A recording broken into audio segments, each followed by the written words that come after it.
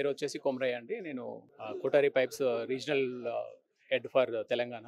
Kothari agritech private limited, Sholapur based company.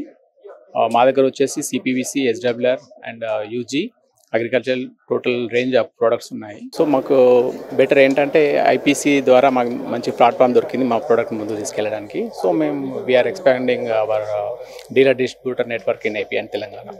Okay after but good start. మంచి response వచ్చింది. Walk ins కూడా చాలా బాగున్నాయండి. Good response. Thank you.